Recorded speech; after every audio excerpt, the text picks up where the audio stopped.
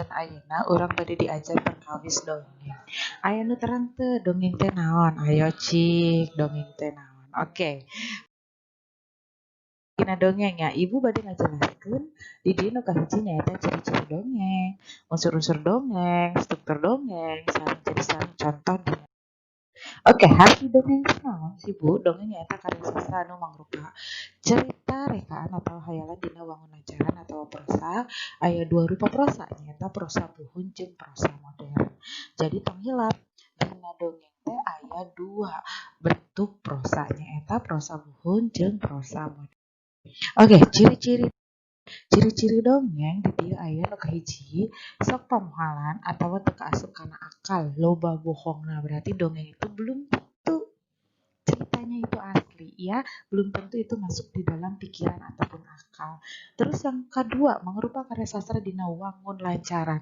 Maksudnya apa wangun lancaran? Itu adalah suatu cerita yang tidak ada ikatan atau misalkan tidak ada aturan. Jadi sejalan ataupun sealur. Terus pelaku dongeng bisa naon wae. Ya, jadi pelaku dongeng itu bisa apa aja. Bisa binatang. Binatang itu kalau dalam bahasa Sunda itu sato. Terus bisa juga pelaku dongeng itu adalah manusia. Terus dongeng biasanya teu aya pangarangna. Berarti tidak ada yang mengarang gitu ya, tidak ada yang menuliskan cerita itu. Nah, dina unsur-unsur dina dongeng. Aya naon wae. Dina dongeng nyaeta ya unsur intrinsik sareng unsur ekstrinsik. Nu kahiji nyaeta dina unsur intrinsik nyaeta unsur tema, nu kadua unsur latar, nu katilu unsur galur. Galur itu apa? Alur cerita. Nu kaopat nyaeta unsur tokoh, nu kalima nyaeta unsur watak tokoh, nu kagenep nyaeta unsur amanat, nu katujuh nyaeta unsur sudut pandang, nu kadalapan nyaeta unsur gaya bahasa.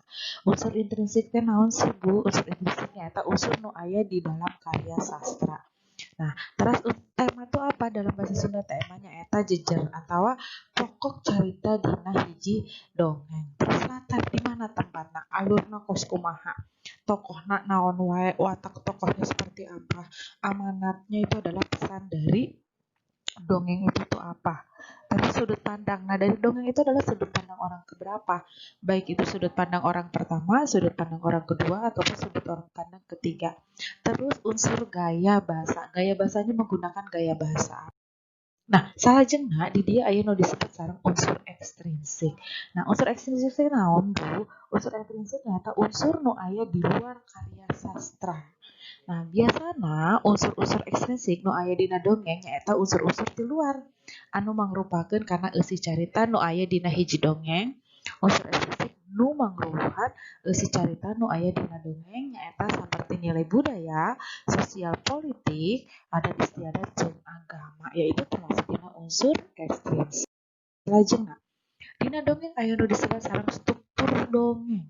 Nah, naon wae dina struktur nu kahiji nyaeta pembuka. Pembuka teh naon? Ngandung kalimat pendahuluan pikeun mimimitian dongeng. Nu kadua nyaeta eusi atanapi kajadian.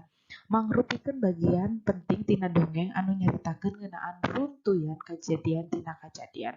Terus nu katilu nyaeta panutup. Mangrupakeun bagian akhir carita anu didamel pikeun ngeureunahkeun carita. Ya, eta disebut kalabat kana struktur dina. Terus, Miss, dina jenis-jenis sareng contohna dina dongeng aya naon wae? Nah, di dieu aya sasatoan atanapi biasa disebut sareng fabel. Nah, naon? Dongeng anu palaku sasatoan sarta paripurana dicaritakeun kawas jalma.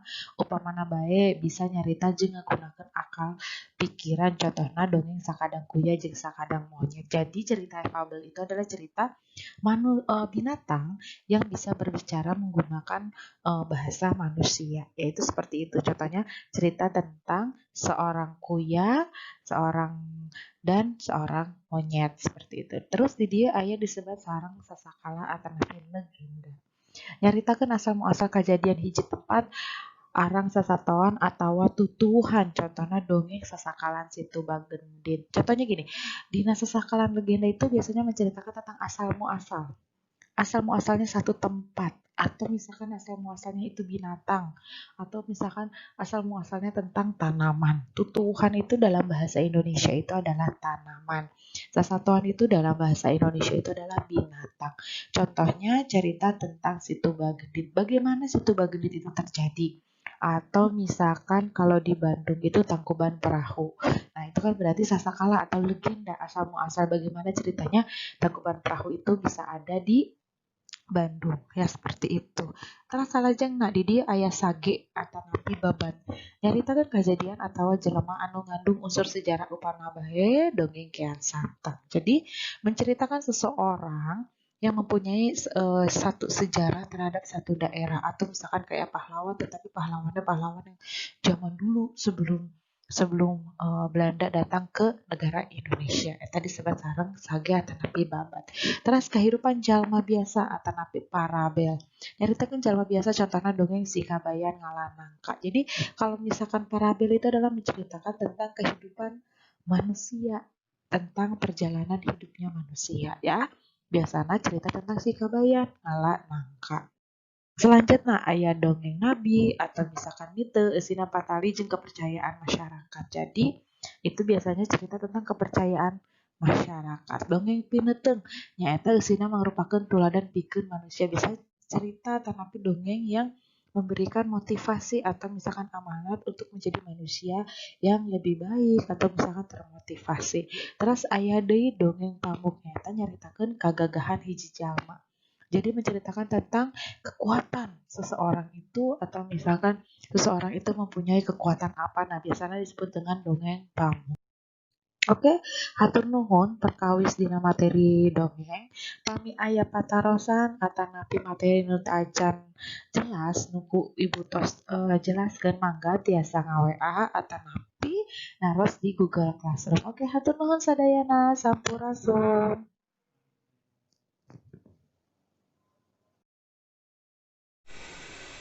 Kumaha materina menarik teh dia anjeun tiasa memahami fokus dina materi nu ibu tos dijelaskeun. Nah, sataecan eta hatur nuhun tos fokus sareng tos menyimak dina materi ku ibu pasikeun. Kanggo tugas sareng kanggo pancen ku ibu pasikeun anjeun tiasa naros ka ibu dina WA atau nanti dina Google Classroom. Oke, hatur nuhun, sampurasun.